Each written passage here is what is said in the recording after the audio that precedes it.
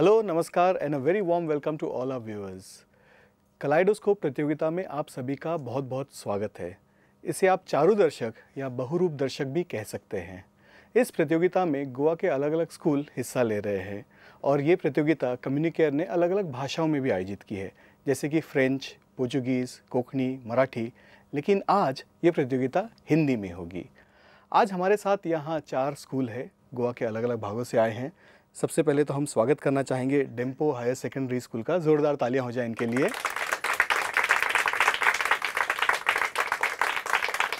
और ये अपना परिचय देंगे। नमस्कार, मैं हूँ शामली सिंघवाल। और मैं प्रेरणा पालेकर और हम डेम्पो उच्च माध्यमिक विद्यालय कला और विज्ञान से आए हैं। हमारी टीम का नाम है संत कबीरदास। संत कबीरदास जी निर्गुण भक्ति धारा के प्रमुख कवि थे और उनकी काव्य रचनाएं बहुत प्रसिद्ध है। उनका मानना है कि भगवान हमारे अंतर्मन में व्याप्त है। तो चलिए ज़ोरदार तालियां हो जाए फिर एक बार टीम संत कबीरदास, जो कि डेम्पो हायर सेकेंडरी स्कूल है। अब हम स्वागत करते हैं हमारी अगली टीम, जो है टीम महादेई, और वो है MES higher secondary school Vasco से। आप अपना परिचय करा दें। नमस्ते, मेरा नाम श्रुतिका गोसावी और मेरा नाम शहनाज बेगम। हम दोनों MES हायर सेकेंडरी स्कूल से हैं। हमारी टीम का नाम महादेई है क्योंकि महादेई यह जीवनदायिनी नदी है। इस नदी को गोवा में मांडवी नाम से पहचाना जाता है। चलिए ज़ोरदार तालियां हो जाए टीम महादेई के लिए, जो कि MES वास्को से आए हैं। अगली जो टीम है वो है टीम दिनकर, और वो है Our Lady of Rosary Dona Paula से। नमस्कार, मेरा नाम लक्ष्मी गौतम है। और मैं अमृता सिंह, और हम आवर लेडी ऑफ द रोजरीज उच्च माध्यमिक विद्यालय दोनापावला से आए हैं। हमारी टीम का नाम दिनकर है क्योंकि रामधारी सिंह दिनकर जी ने हिंदी साहित्य और हिंदी भाषा के लिए बहुत बड़ा योगदान दिया है। उन्हें उनकी रचना उर्वशी के लिए ज्ञानपीठ पुरस्कार से सम्मानित किया गया है। तो ज़ोरदार तालियां हो जाए Our Lady of Rosary team Dona Paula से, टीम दिनकर। और हमारी आखिरी टीम है सेंट जेवियर्स मापसा से, और टीम का नाम है इंदिरा गांधी। नमस्कार, मेरा नाम ममता दीपक वेरलेकर है।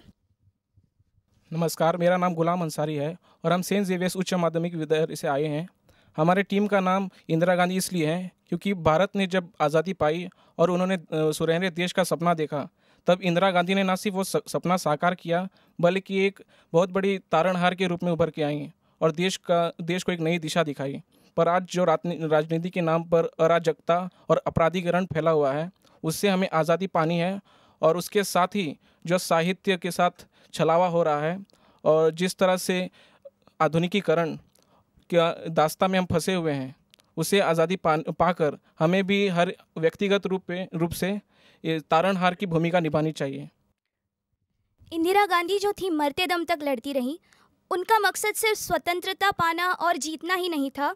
वे चाहती थी कि हमारे देश में कुछ बदलाव आए। उसी तरह हम नहीं चाहते कि हम सिर्फ जीते, हम चाहते हैं कि सभी लोगों को हमारी राष्ट्रीय भाषा का महत्व पता चले, और यही हमारा संदेश है। चलिए, बिल्कुल सही कहा आपने। ज़ोरदार तालियां हो जाए सेंट जेवियर्स मापसा के लिए। और जैसा कि इन्होंने कहा कि हिंदी हमारी राष्ट्रभाषा भी है, तो इस भाषा को हम जितना बोले, लिखे और पढ़े, और इसका जितना ज़्यादा प्रचार हो उतना ही अच्छा।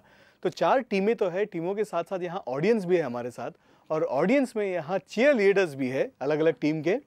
जैसा कि आप देख सकते हैं यहाँ पे चारों टीमों के चीयर लीडर्स भी है, जो कि प्रोत्साहन करेंगे इन चारों टीमों का। तो चलिए, आप लोग तैयार हैं शुरू करने के लिए आज का ये कार्यक्रम? तो चलिए शुरू करते हैं। सबसे पहले पहला राउंड टीम संत कबीरदास से। मैं पहला सवाल आपसे करूंगा। अगर आपने सवाल का सही जवाब दिया तो आपको 10 अंक मिलेंगे। अगर आपने गलत जवाब दिया तो अगली टीम को मौका मिलेगा सही जवाब देने का। इसमें कोई नेगेटिव मार्किंग नहीं है, कोई माइनस मार्किंग नहीं है। तो आप आराम से सोच समझकर जवाब दें।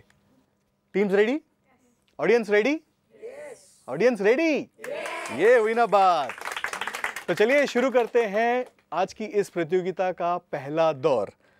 सबसे पहला सवाल मैं टीम संत कबीरदास से पूछूंगा, और आपका सवाल है ये: हल्कू पैसे किसे देता था? आपने दोनों कहानियाँ पढ़ी होंगी, जो एक मुंशी प्रेमचंद साहब की है और एक भीष्म साहनी साहब की है। तो उस पे आधारित ये कुछ सवाल है। तो पहला प्रश्न ये है, हल्कू पैसे किसे देता था? सहना जो साहूकार था। सहना जो साहूकार था, बिल्कुल सही जवाब है और 10 अंक मिलते हैं टीम संत कबीर दास को। बहुत अच्छी शुरुआत हुई है उनकी। अब आगे बढ़ते हैं, दूसरा सवाल टीम महादेई, और आपका सवाल ये रहा, श्यामनाथ माँ से क्या बनाने के लिए कहता था? फुलकारी। फुलकारी, एकदम तुरंत उन्होंने जवाब दिया और सही जवाब भी दिया। फुलकारी बिल्कुल सही जवाब है। 10 अंक मिलते हैं टीम महादेई को। आगे बढ़ते हैं, Our Lady of Rosary school Dona Paula से दिनकर है इनकी टीम का नाम। आपका सवाल ये रहा, हल्कू के खेत को किसने नष्ट किया? हल्कू के खेत को नील गायों ने नष्ट किया। बिल्कुल सही जवाब है आपका, नील गायों की झुंड ने हल्कू के खेत को नष्ट किया। आपको भी 10 अंक मिलते हैं, बहुत बहुत मुबारक हो आपको। और पहले दौर का आखिरी सवाल, और ये team Indira Gandhi Saint Xavier's Mapusa से। आपका सवाल है, हल्कू को नींद क्यों नहीं आ रही थी? क्योंकि पूस की रात में वो ठिठुर रहा था और उसे नींद नहीं आ रही थी। बिल्कुल सही जवाब है आपका, 10 अंक मिलते हैं आपको भी। उसे बहुत ठंड लग रही थी, इसीलिए हल्कू को नींद नहीं आ रही थी।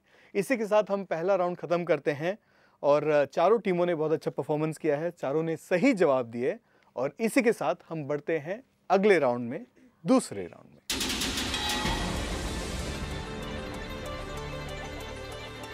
तो चलिए शुरू करते हैं दूसरा राउंड, और ये जो दूसरा राउंड है वो है व्याकरण का राउंड, ग्रामर।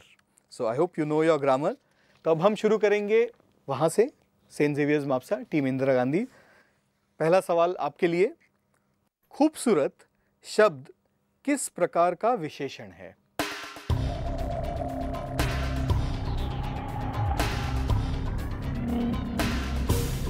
सोच के जवाब दीजिए, कोई माइनस मार्किंग नहीं है। गुणवाचक, गुणवाचक विशेषण। गुणवाचक, थोड़ा टाइम लगा आपको सोचने में। आप कॉन्फिडेंट है? आपको लगता है सही जवाब है? बिल्कुल, इनका जवाब बिल्कुल सही है एकदम। इनको भी 10 अंक मिलते हैं। फिर खूबसूरत शब्द गुणवाचक विशेषण है। तो चलिए आगे बढ़ते हैं। दूसरा सवाल टीम दिनकर के लिए। आपका सवाल है ये, आधुनिक शब्द का विलोम बताइए। आधुनिक शब्द का विलोम बताइए। प्राचीन। प्राचीन बिल्कुल सही जवाब है। 10 अंक मिलते हैं टीम दिनकर को। विलोम यानी ऑपोजिट, आधुनिक इज न्यू, प्राचीन is old. So 10 points to team Dinkar. आगे बढ़ते हैं। अगला सवाल है टीम महादेई के लिए, जो कभी नहीं मरता उसे क्या कहते हैं? अमर। अमर बिल्कुल सही जवाब है इनका। तो 10 अंक मिलते हैं टीम महादेई को, जो कभी नहीं मरता उसे अमर कहते हैं।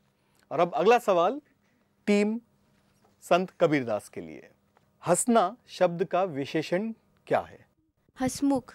हसमुख बिल्कुल सही जवाब है। और इसका जवाब देते इनके चेहरे पे भी हंसी आ गई, क्यों नहीं, इनको 10 अंक मिले हैं। तो बिल्कुल सही जवाब है। और इसके साथ ही दूसरा दौर खत्म होता है। अब हम देखेंगे कि स्कोर्स क्या है।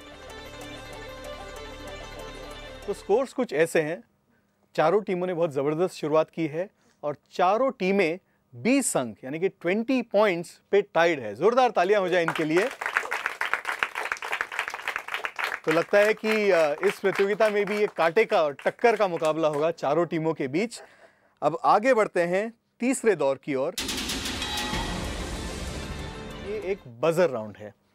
जैसा कि आप देख रहे हैं, आपके सामने एक बजर है। आपको सवाल पूछा जाएगा, आप बजर दबाएंगे, जो भी टीम सबसे पहले बजर दबाएगी उन्हें जवाब देने का मौका मिलेगा।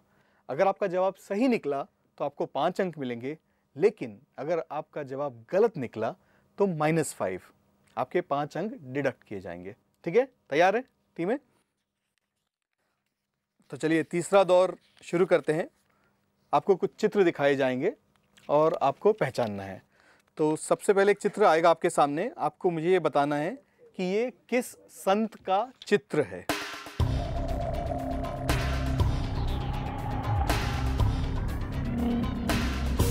आपको पहचानना है कि ये किस संत का चित्र है। मैं ऑडियंस से गुजारिश करूंगा कि वो कृपया शांत रहे। अगर सही जवाब दिया आपने तो 5 अंक मिलेंगे, अगर गलत जवाब दिया तो 5 अंक आपके गए। नहीं, टीम संत कबीरदास ने तो हाथ पीछे हटा लिए, महादेव ने भी वही किया है, दिनकर ने भी वही किया है। सेंट जेवियर की टीम के हाथ अभी भी बजर पे है, लेकिन क्या वो दबाएंगे बजर, ये देखना पड़ेगा। अच्छा, team Saint Xavier Indira Gandhi. Tulsidas. Tulsidas बिल्कुल सही जवाब है। 5 अंक मिलते हैं टीम सेंट जेवियर को। ये संत तुलसीदास का चित्र था। बहुत बढ़िया, बहुत अच्छी शुरुआत रही टीम इंदिरा गांधी की। अब आपके सामने जो चित्र आएगा वो एक लोक नृत्य है। It's a folk dance. आपको बताना है कि ये कौन सा लोक नृत्य है। ये चित्र आपके सामने ये है और टीम इंदिरा गांधी ने फिर बजर दबाया है। देखते हैं इनका जवाब सही होता है या नहीं। ये है गोवा का दशावतार नृत्य। ये गोवा का नृत्य है, इसे वीरभद्र नृत्य कहलाता है, लेकिन आपका जवाब गलत निकला है। दशावतार नृत्य अलग होता है, वीरभद्र नृत्य अलग है। तो unfortunately you have to forfeit 5 points. So -5 to team Indira Gandhi. Goa का तो नृत्य है लेकिन ये वीरभद्र नृत्य है। चलिए कोई बात नहीं, आपको 5 + 5- आप फिर जहाँ थे वहीं पहुँच गए, तो कोई बात नहीं। All the best this time to all the 4 teams. आपके सामने फिर एक चित्र आएगा जो कि एक लोक नृत्य है। आपको बताना है कि ये कौन सा लोक नृत्य है। चित्र आपके सामने ये रहा।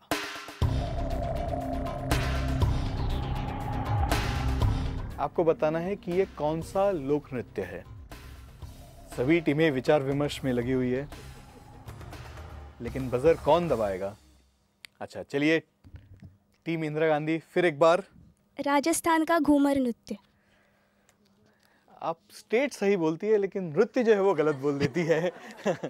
ये राजस्थान का नृत्य है लेकिन ये भवई नृत्य है, ये घूमर नहीं है, ये भवई नृत्य है। तो -5 to team Indira Gandhi once again. कोई बात नहीं, और भी अभी सवाल आपके सामने आएंगे। हो सकता है कि इस बार आपका जवाब सही निकले। अगला जो सवाल है ये एक देवी का चित्र है। आपको बताना है कि ये कौन सी देवी है। चित्र आपके सामने ये रहा। टीम जेवियर एकदम बजर पे एकदम फुर्ती से बटन दबाते हैं। चलिए, माँ काली। माँ काली, ये तो गलत नहीं हो सकता था, ये काली माता का चित्र था। बिल्कुल सही जवाब। 5 अंक मिलते हैं टीम इंदिरा गांधी को। ये काली माता का चित्र था। तो चलिए आगे बढ़ते हैं, बाकी टीमें भी तैयार रहें। अब आपके सामने एक मंदिर का चित्र आएगा। आपको बताना है कि ये कौन सा मंदिर है। चित्र आपके सामने ये रहा। टीम इंदिरा गांधी ने बजर तो दबाया लेकिन थोड़े डाउट में लग रहे हैं। क्या बता सकते हैं कि ये कौन से मंदिर का चित्र है? आपको मैं केवल 10 सेकंड दूंगा क्योंकि आपने बजर तो दबा दिया है। -5 दूं? Team Indira Gandhi, I want an answer now. ये जब आप बजर दबाते हैं तो आपको जवाब मालूम होना चाहिए। जल्दी से कुछ भी बोलिए, नहीं तो -5। चलिए, उड़ीसा का पशुपतिनाथ टेम्पल। टीम इंदिरा गांधी, आपका स्टेट एक बार फिर सही निकला, लेकिन जो मंदिर है वो आपने गलत बताया। ये उड़ीसा में है, लेकिन ये सूर्य मंदिर है, कोणार्क मंदिर, जो कि बहुत प्रसिद्ध है उड़ीसा में।